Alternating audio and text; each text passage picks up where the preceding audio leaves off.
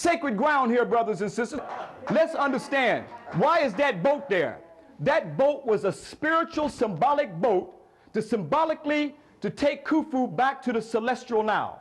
What was the purpose of the celestial now? What you see behind me is not a spaceship that landed and happened and didn't make it back.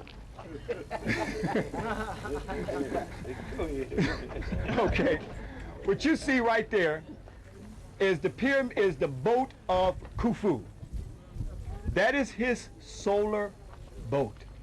This boat is 140 feet long, longer than Captain Cook's boat.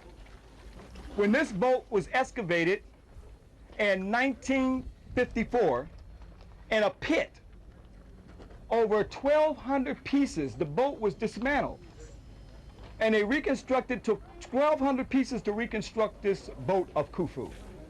Now, what was the purpose of this boat? This boat was called the Nuank. What is the Nuank? What was the Nuank?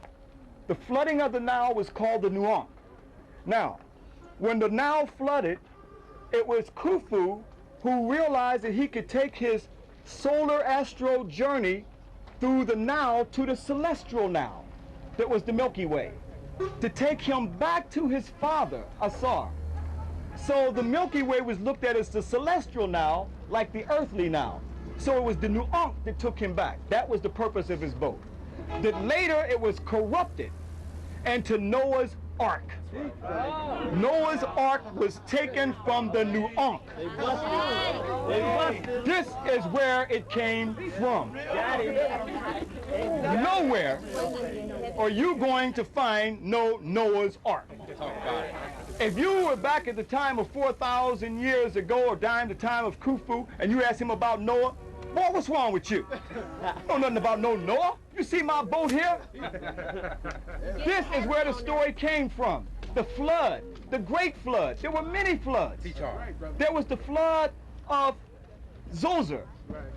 It was Zoser during the time when he commissioned to Khnum into Upper Kemet to let the flood waters of the Nuank come back to flood the land, because here you see the drought took place, and Khnum said, you have not given recognition to your homeland, the south, Upper Egypt. And then we see Khnum let the flood waters open up. This is where we get the story. This information is not given to no one here but you, because you got a whole different reason for being back here. And that is to tell the truth. We want the truth and nothing but the truth. That's what we want here. You see? It's a new day. Something is opening up here. It's a spiritual consciousness. So you are looking at the Nuank, where the Noah's Ark came from. The Nuank. That's the origin. Now they got it encased in this casing here. That boat was a spiritual symbolic boat to symbolically to take Khufu back to the celestial Nile. What was the purpose of the celestial Nile? The celestial Nile symbolically took him back to his spiritual father and first father, that was Ashra. So here you see the inundation of the Nile connected with the Milky Way. This was called the Nuank. The flooding of the Nile was called the Nuank. And that was the purpose of Khufu's boat, was symbolically and spiritually was to take him back to his spiritual father. And that was during the inundation. So when the Nuank took place, that spiritually told us that we would connect to the Milky Way. That Nuank was corrupted to Noah's Ark. We got the boats, brothers and sisters. Here's the boat right here. If you went back to over 4,000 years ago in the fourth dynastic period and asked Khufu about Noah, boy, what's wrong with you? I don't know nothing about old Noah. Here's my boat right here. Here's all the animals of the world doing the number one, number two, and everything. They just tell us any kind of stories. That's why they can only give you a picture of the story. But yet this flood was supposed to have taken place because we are told that God in the Bible said that he was tired, that because in Genesis chapter 1 through 6, the sons of God married the daughters of men. Is that right? This is where we were at fault in Kemet, because we married foreign women on our African throne. Although we would never marry none of our own to the foreigners, because they were goddesses. Here, during the 5th dynasty, this African king is called Sahara. Now, here's the first time that we get a concept called Sa-Ra. Sarah means the son of God. They were the sons of God in Kemet, marrying the daughters of men onto the throne of Kemet. This is where you get the concept in Genesis chapter 1, where the sons of God married the daughters of men, was taken from ancient Kemet. Brothers and sisters, here we have holy texts, holy writings. We've gone into Unis's pyramid. We've gone into Teti's pyramid. Spiritual writing when the Sahu, the spiritual body, astro projected. This is long before biblical text was even in existence. For many years, I've taken groups back on our Kemet New Know Thyself educational tour, back to the land of Kemet, now called Egypt today in the northeastern part of Africa, to see an eyewitness account where many of the Western world's Judeo-Christian concepts were literally taken from the temples and tombs of Kemet. Let's go to the tomb of Teti to see some of these first religious concepts carved in stone. Closed for years. That's what they do. They close stuff and open stuff. As we mentioned to you, this is the pyramid of Teti, and although you see it in the dilapidated state at this particular period, they did not make the solid stone pyramid that you saw in the Giza Plateau at this particular time.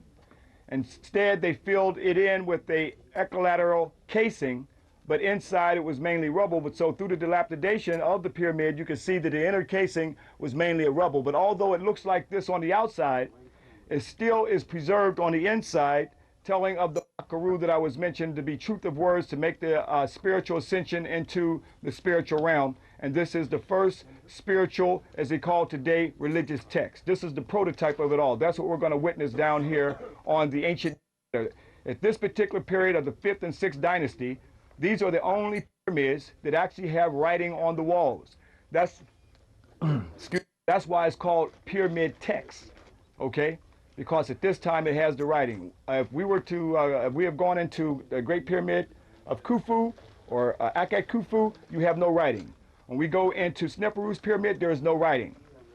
Only until we get into the 5th dynasty, the 6th dynasty, like Unis and Teti, and during that period, we actually have the writing. You're coming down to see the earliest spiritual writing. When people say the Bible, the point is that that's why it says in the King James Version, diligently compared and revised. But revised to what? You have to come all the way to the pyramid text and coming forth by day and by night, where these spiritual writings were written long before King James, long before the New Americanized Version, long before the Septuagint version and all these other various versions. This is where the earliest spiritual writing is at. So we're going to go, have to bend down a little bit, and we're going to come up in the chamber of Teti. Just a slight bend, you'll be okay.